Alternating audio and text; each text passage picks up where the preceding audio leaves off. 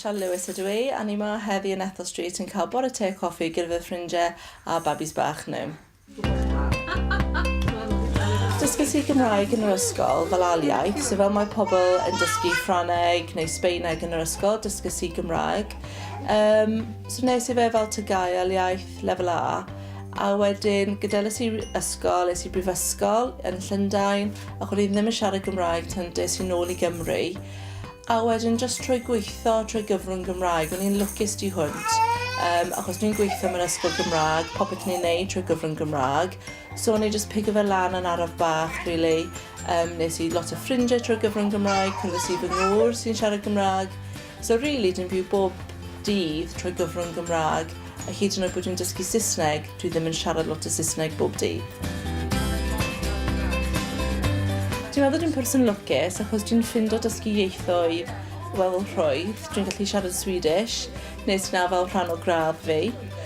Ond dwi'n meddwl dwi'n mor lwcus i cael y cyfle i siarad Cymraeg bob dydd. Mae wedi wneud real wahaniaeth i sgiliau iaith fi. Mae wedi bod yn anodd. Dwi'n dysgu yn ysgol Gymraeg, dwi wedi gwneud cwpl o camgymeriadau, mae plant yn werthyn.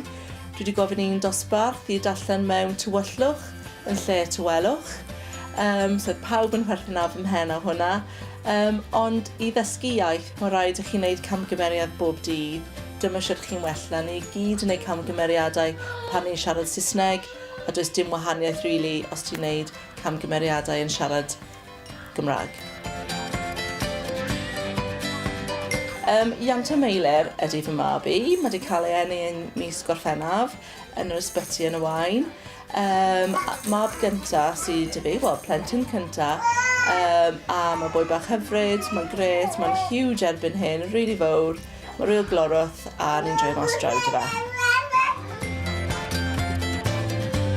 Dwi wedi gwneud lot o ffrindiau trwy gyfrwng Gymraeg. Es i ar cwrs Menter Caerdydd o'r enw fy mabi a fi, a cwrddais i gyda crw o ferched tua 7 o ni. O'n i'n disgwyl yr un pryd, o'n i'n cwrdd lan unwaith yr wythnos a wneud bore te coffi yn tai wahanol bobl, neu ni'n mynd i restaurants neu caffes a ni'n cwrdd lan fyna. Hefyd dwi'n gwneud tua fi trwy gyfrwng Gymraeg, a mae hon bob dydd Iau yng Nghanton, a wedyn, beth arall dwi'n gwneud?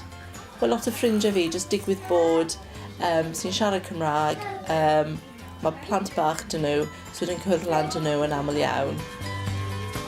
Pam dwi'n gallu siarad Cymraeg yw achos dwi wedi cael y cyfle i ymarfer bob dydd.